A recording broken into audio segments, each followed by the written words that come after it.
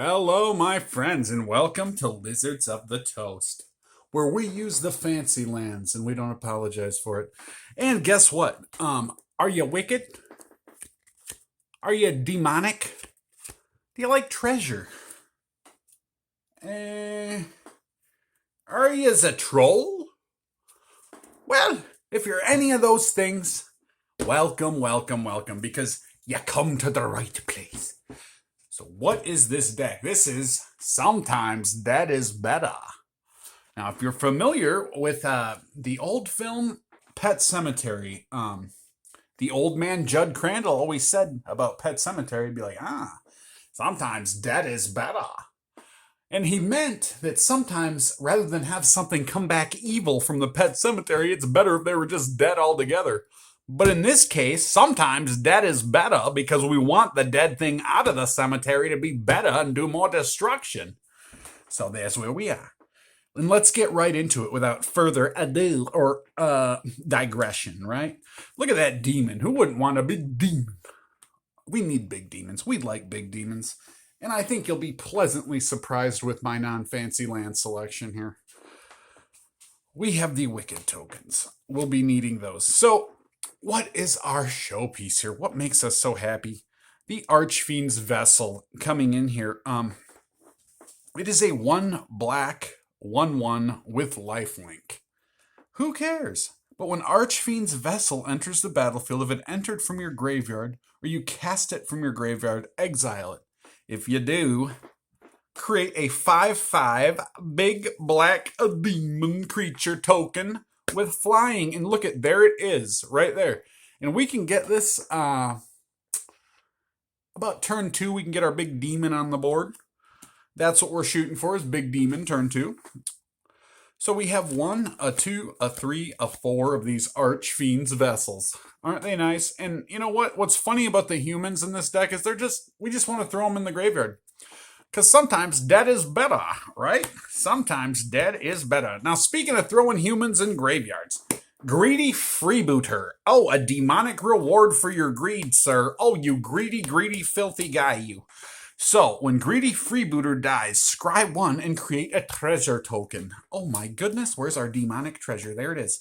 So, this fellow will be dying. We can block with it. We can sacrifice it.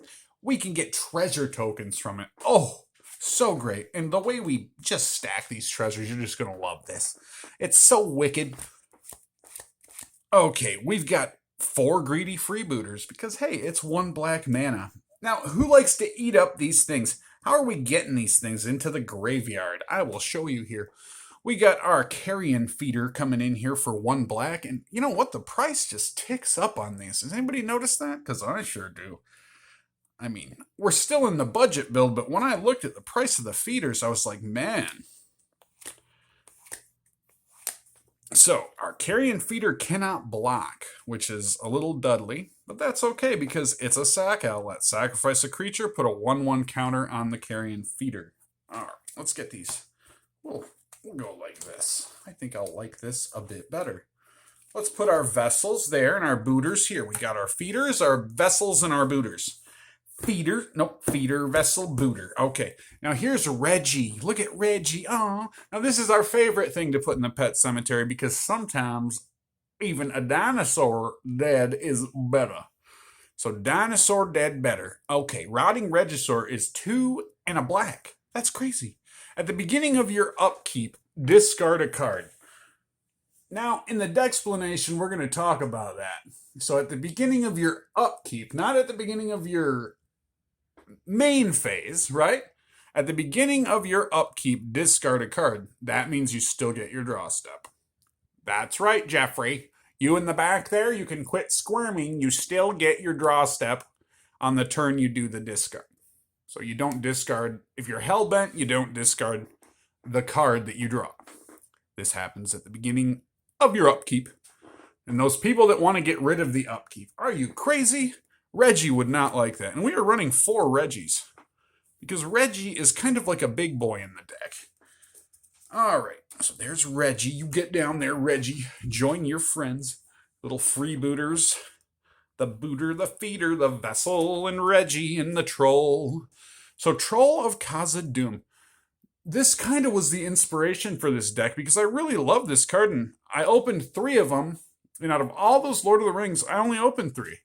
Only found 3 of these, but I kept all of them, and I was like, I want to build something around this. I want to do something with this. So I did, and I have 3 of these, and the Troll is a 6/5 for 6. It cannot be blocked except by 3 or more creatures. That's awesome. So, awesome, awesome, awesome. Right there, not so awesome. So, in the decksplanation of this, please join me because you are going to absolutely love how this is utilized. We can really pop this guy out early and utilize him as a land base too. In a way, I just love this swamp cycling. Discard the card, search your library for a swamp card, reveal it, put it into your hand, then shuffle. That is amazing. I actually ran a couple of these in my 8 rack. So we have 3 of those. 3 of those. Now, I'll show you here. So Unearth. Choose target creature card in your graveyard with total casting cost 3 or less. Put that creature into play. We have 1, 2, 3, 4 Unearth. So these Unearths are going to bring back, mostly we're going to be wanting to use them on our vessels and even our freebooters and Reggie, if Reggie gets knocked off the battlefield. But think of this real quick. So let's say we, turn 2, we have a carrion feeder from turn 1.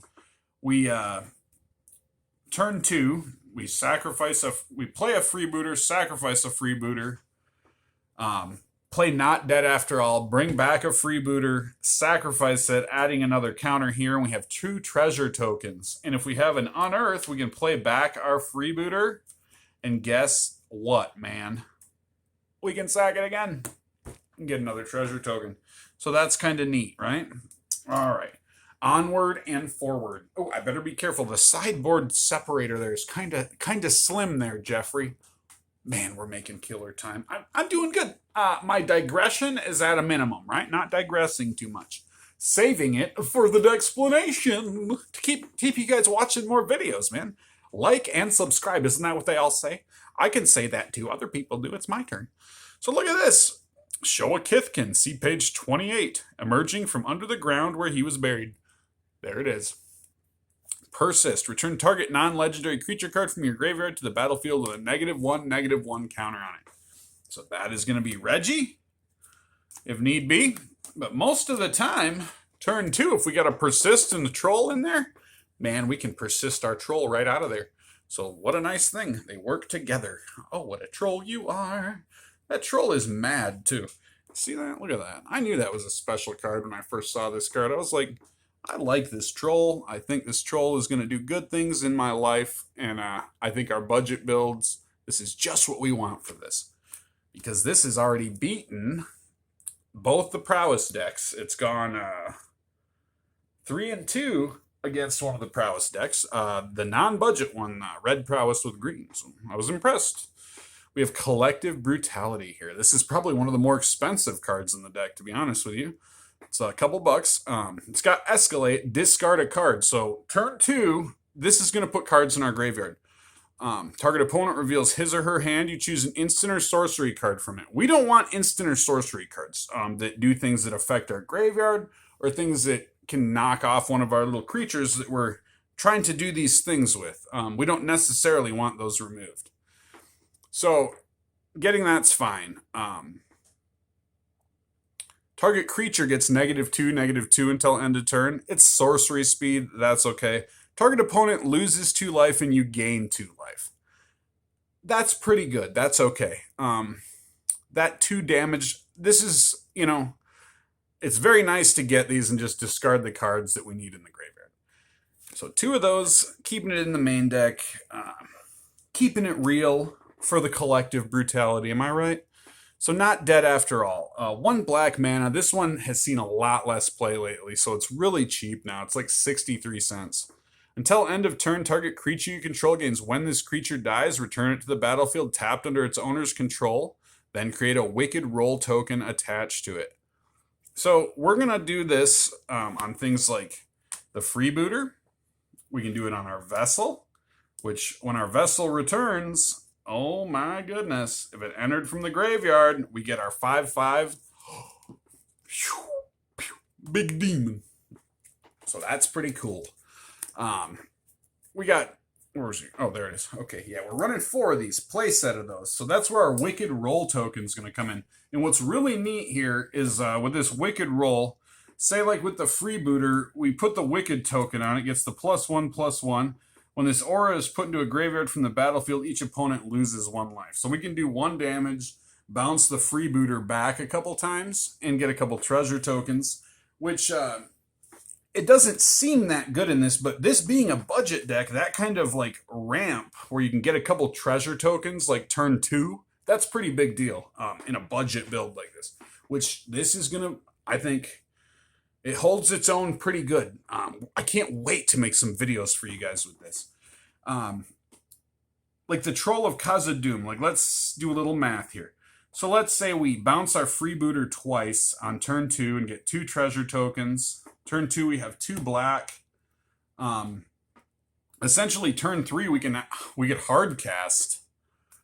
This, but generally this is going to want to go in the graveyard. This is going to fetch up our lands for us because it's a pretty light land base. But I digress.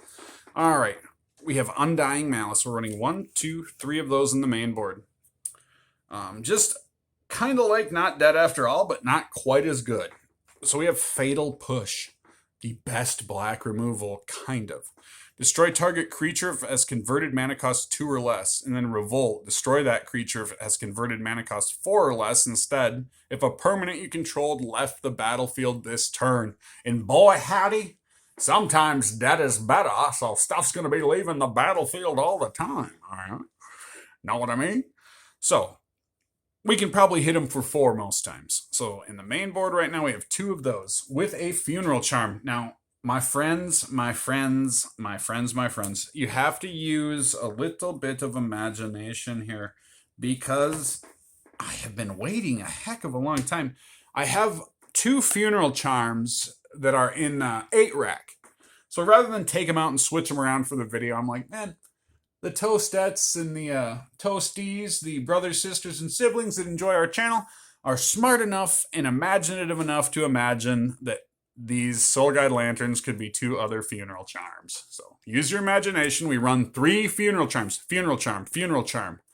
So that's kind of why we haven't made a video yet, because our Funeral Charm's taking a little bit longer, but maybe tomorrow. Fingers crossed. They were just coming from like Pontiac or something, so it shouldn't be that long. Funeral Charm, choose 1. I love choosing things in Modern. I love having choices, don't you guys? So choose 1. Target player discards a card. Or that can be us. So let's say turn 1, okay? Let's say we have Archfiend's Vessel in our hand. Turn 1, discard Archfiend's Vessel via Funeral Charm. Turn 2, play Archfiend Vessel out of graveyard and get our 5/5 on the board and ready to rock turn 3. Only there was a haste enabler. If you added Rakdos to this and did like a down under dark dino whack, it would be so funny to add the goblin whacks to kind of bust these things out. But, I've kind of ran the numbers and it'd be a little under $300 to do a deck like that with your fetches and the red and black lands you need. Be very cool. But because those goblin whackers cost a couple mana to get out, the Goblin Whackers will actually slow us up. I think this is a little better, and I think it can get under opponents a little better. So, onward, forward, let's go. Funeral Charm, 1, 2, 3. 3 Funeral Charms. Funeral Charm, Funeral Charm, Funeral Charm in your head. All right, so just in case the game goes a little long, by turn 3, now this is something special right here. So we enchant creature with our Demonic Embrace, right? Enchanted creature gets +3/+1, has flying, and is a demon in addition to its other types. Ooh, that's okay. It's good to have big demons. What if we make a demon bigger by making it an 8/6? And we have a demon, double demon. Demon, double demon. You may cast Demonic Embrace from your graveyard by paying 3 life and discarding a card in addition to paying its other cost. So we can pay that 3 life. We don't mind that. Now, something like I also considered Mask of Gristlebrand, but I couldn't remember. It's I have a couple of them, but I was like, it gives the creature a life link. But we didn't. We decided Demonic Embrace. We like this better because it gives that +3/+1. So if we don't have a big thing out, we can give something +3/+1, which those things will not have flying. So, and giving this to Reggie is just wonderful. So when Reggie becomes a demon zombie dino, happy is the day. 2 of those Demonic Embrace enchantments, and now the mana base. So 1, a 2, a 3, a 4, a 5, a 6, 7, 8, 9, 10, 11, 12, 13, 14, 15, 16, 17. And I didn't lie, did I? These are not fancy lands. These are just ones I had laying around. So we kept it real. It's budget. And here's our little separator there, Chalice of the Void, that we haven't been able to open up. We really want one like that. But we have 2 Chalice of the Voids that we move around when we play at game stores to our decks. Not a card I like. I don't like this card, but you need it if you're playing in the against higher power decks. Unfortunately, it's just one of those things, kind of like fetch lands. Sometimes, like depending on your power level, sometimes those things are necessary. So we have Blood Chief's Thirst just for the odd times like you come across the Planeswalker. The kicker cost can destroy creature or Planeswalker. For 1, this isn't too bad either, being able to destroy a 2-mana Planeswalker like Renin 6, right? If you have to kick it, it's still good. I like that, being able to destroy the target creature or Planeswalker with the 2-mana cost, that's fine too. So, it's not bad. Blood Chief's Thirst is good removal. 1 mana, can't beat it. Running 2 of those in the sideboard. Now, here's an interesting one. What if we came up with some deck that doesn't have like a bunch of creatures or something, right? We still want to get our damage in. Maybe we pull some of our creatures back, or we go heavy with creatures and then pull out all of our damage to creatures because they're not running many creatures. Then we can put in these Bump in the Nights. Target opponent loses 3 life. It's a lava spike in black, and that well, that doesn't exist in our world, so. Bump in the Night. Target opponent loses 3 life. We run 4. 1, 2, 3, 4. And those can be, you can take these right out for that creature removal slot. And it's wonderful in there. It was a suggestion from Jeffrey. Jeffrey said, Bump in the Night, man. I said, Jeffrey, what? He said, yeah, because think about it. If you're going against some not heavy creature, like a burn deck or something, throw it right back in their face. So, what can hurt us? Certain ley lines can really muck things up for us. So, Feed the Swarm. This is specifically against the ley lines. And we have 3 Feed the Swarms. Destroy target creature or enchantment an opponent controls. You lose life equal to that permanent's mana value. It's 1 in a black. If you got to destroy a ley line, it's going to be 4 life. But you know what? We cannot have our graveyard messed with, because that won't necessarily mean we lose, but that will put a hink in our plans. So Feed the Swarm in 3. We have Gifted Aetherborn. So if we're going against Burn, we drop this guy. Death Touch and Lifelink. And guess what? Burn is going to have to deal with this. Our fast aggro decks that want to do take down our life, going to have to deal with this. And if for some reason this is out and we can hit this with Demonic Embrace, that's a game ender right there. Right? You've won. I know it sounds silly, but Demonic Embrace, absolutely. When you get that, would it be a 5/4 with flying, lifelink, death touch? It's 1, 2, and 3 of those. And then we have our extra fatal pushes over here. We have an extra Undying Malice. And these slots, I'm still kind of shaking it up and seeing what could go in there. And there's a lot of wiggle room on this deck, I think. Depending on what you come across, you may find it not advantageous to run something like Bump in the Night. But anyways, please join me for the deck explanation. Please join me. Oh, please. Please join me in liking to subscribe the heck out of my channel. I'm begging you. No, I'm just kidding. You guys enjoy the videos. That's all you have to do. You watch them, and I'll keep making them. So thank you. Here we are, and what do we got here? Sometimes that is better.